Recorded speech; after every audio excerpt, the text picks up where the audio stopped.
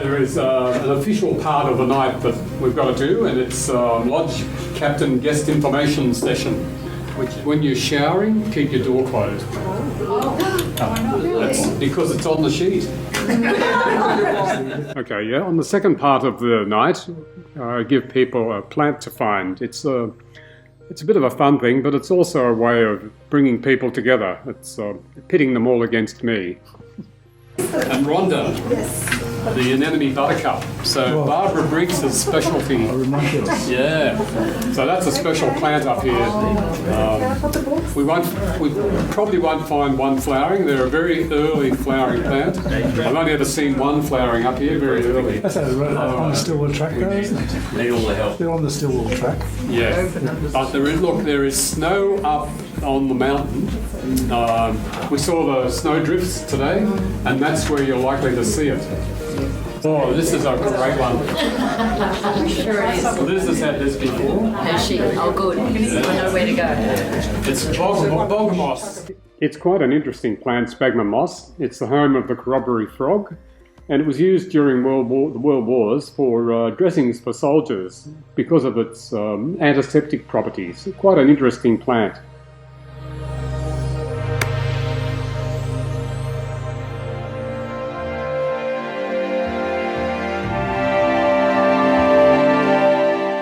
Whenever it looked like we'd get a good sunset, we went up to the Snowgums boardwalk at the top of Charlotte's Pass.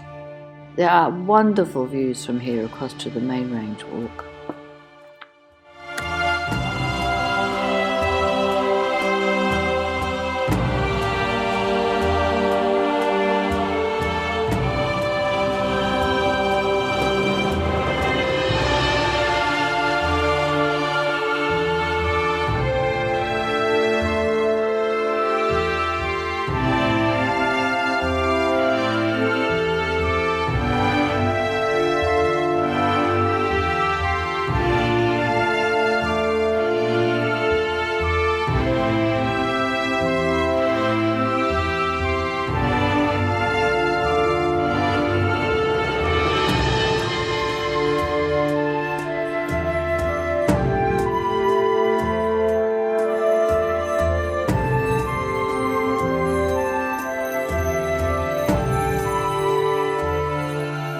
One of the things I really like about being down here is coming down here with people who haven't been here before and sharing the limited experience that I have and trying to get others who have more experience involved with the new people who've come down here for the first time.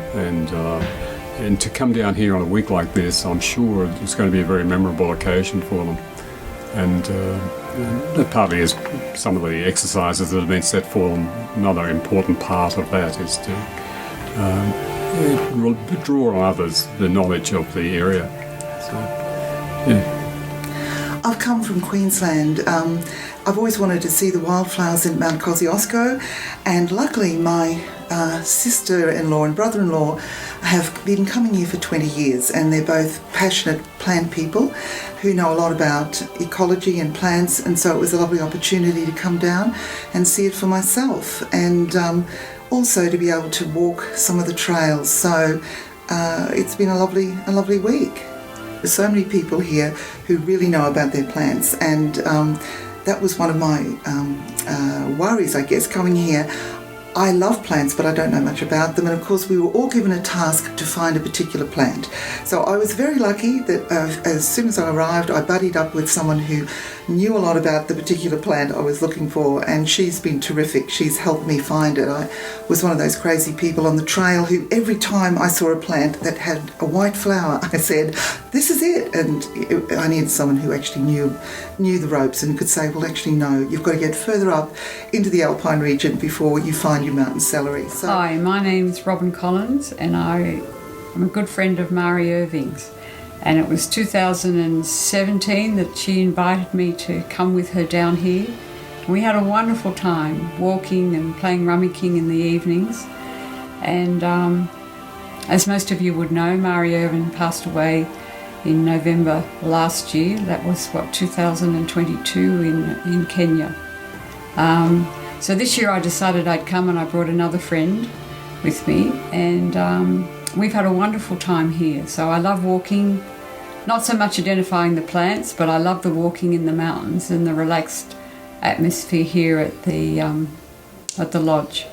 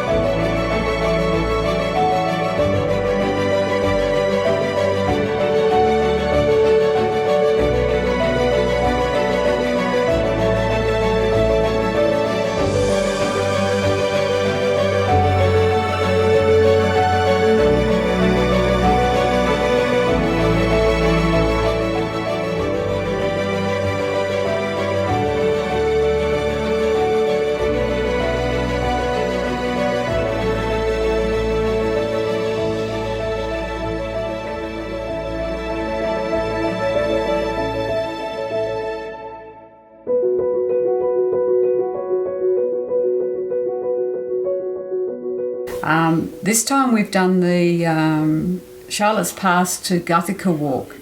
That's a new walk, and I absolutely loved it, but I was absolutely exhausted at the end of it. When I saw those steel steps walking up at Guthica, I thought, oh no.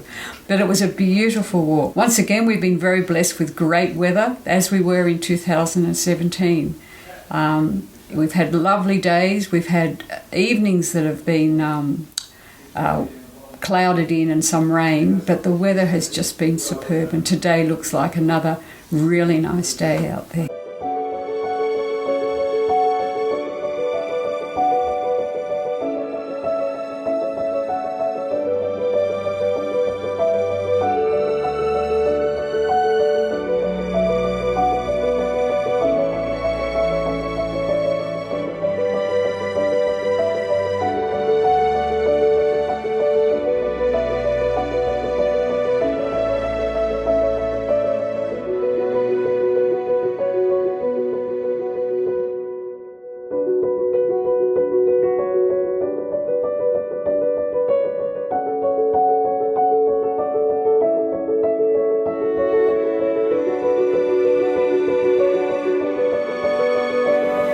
Yeah, the pre-planning for the week is long and drawn out. We generally start around about June, and by November, most people have got their names in. We have a couple of later people this time, but that's fine. We had room in the lodge. I was getting a little bit worried because this area is becoming very popular in summer, and as we can see, we actually filled the lodge almost last night with extra people coming down. So we had 27 all up in the group, and yeah, that's a really good number to manage.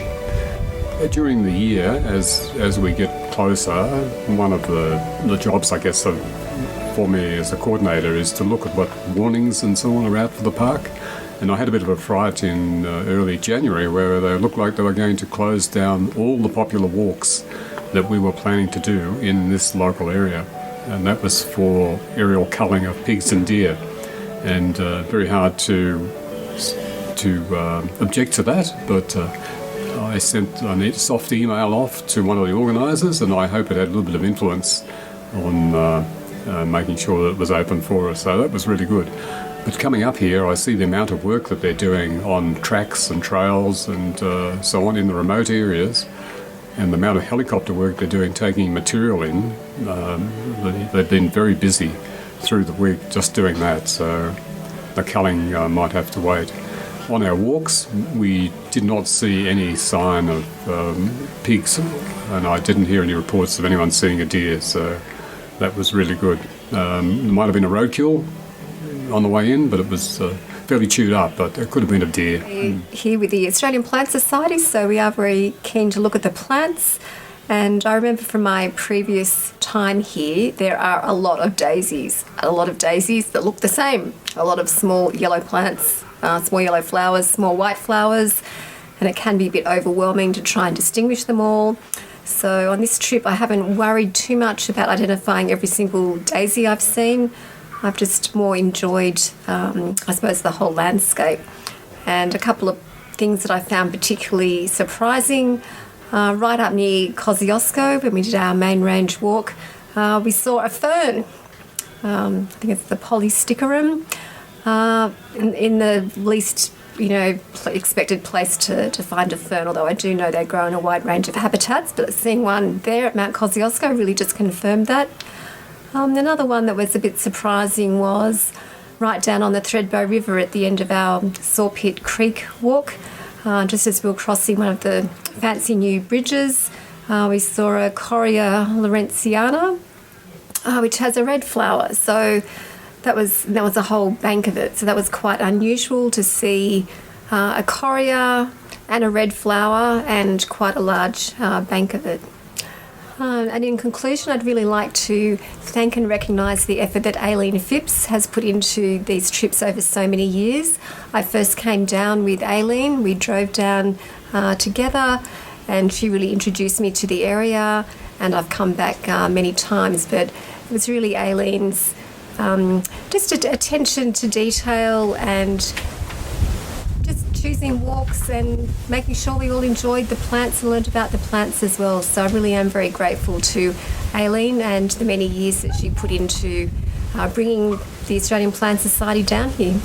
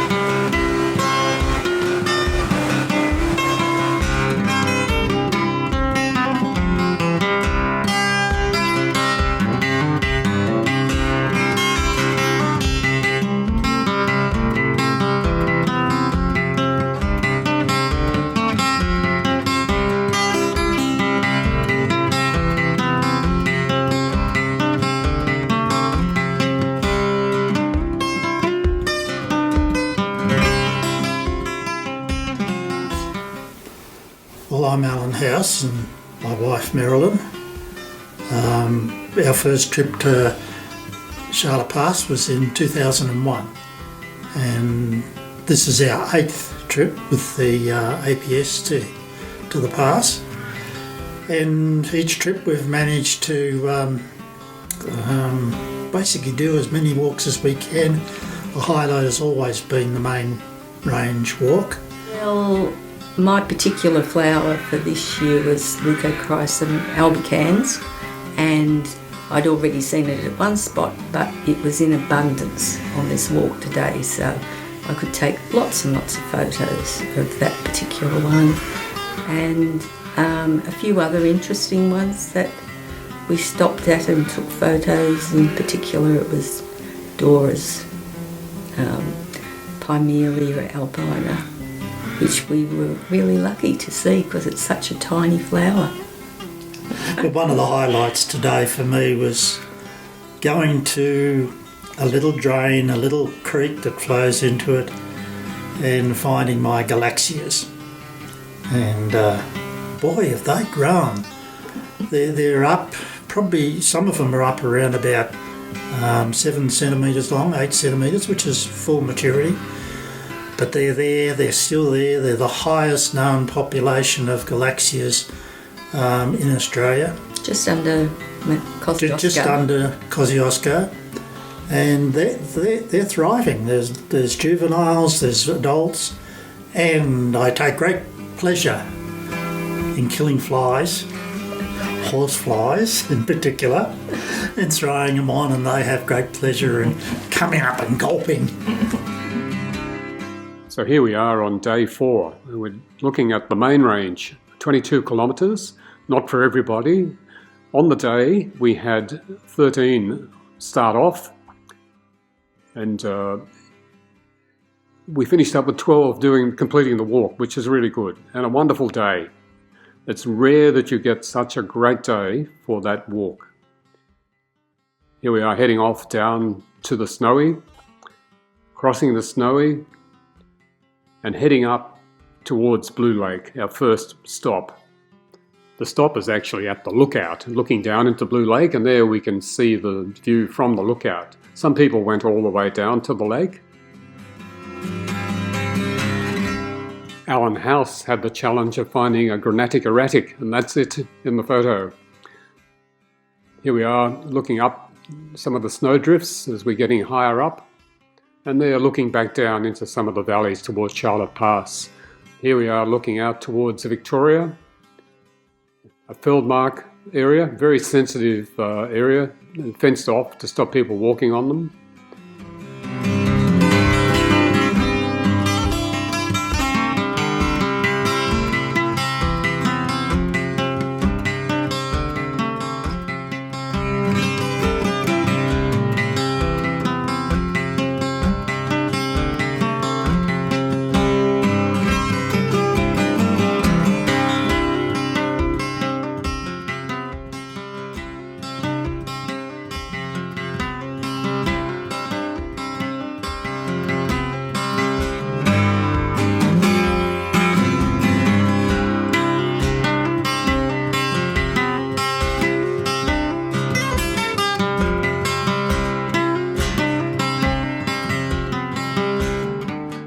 New boardwalk has been put in. It's a couple of kilometres long. It's to keep people off the Feldmark areas. Here we are, part of the steep track that goes along past Lake Alpina. And we should have a photo there of the lake looking back and looking back into Victoria. Here we're having a break. That's our lunch spot. And there we are heading off towards Kosci on the stone pavement.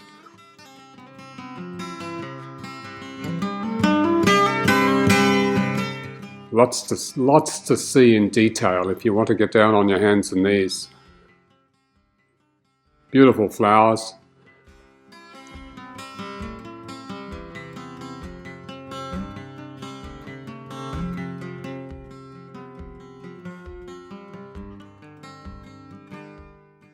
Some people call them crows, but no, they're ravens. They feed on bogon moths up in this high area, along with, lizards and other things. And here we have a group sitting on the late snowdrift.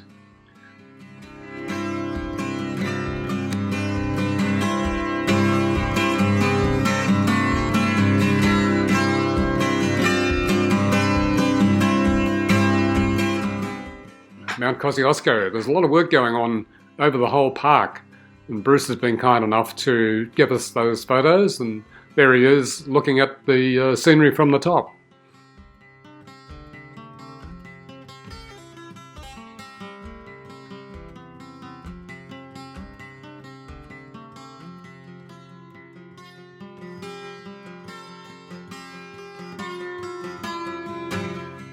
We've got the long track back down the road, back to Charlotte Pass. So it's about 7 kilometres. First pull-in place as we're heading back will be at Seaman's Hut. The hut was built in 1929 as a memorial to Laurie Seaman and Evan Hayes, who perished in a blizzard nearby in 1928. 4 or 5 k's from home. It's a lovely little spot to stop and have a short break. I must say, beyond this point, the conversation tends to dry up a little bit as we set our mind to just getting home.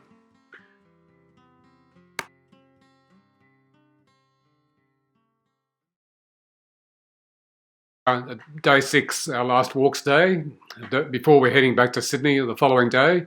It's a bit of an unwinder, a short walk, a little bit of a bush bash around the lake.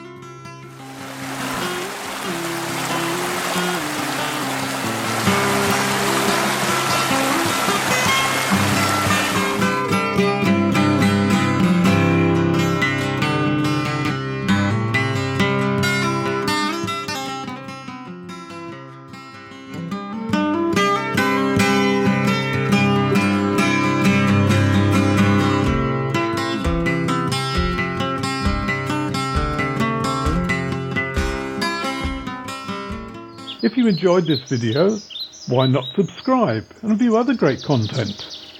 New videos being added all the time.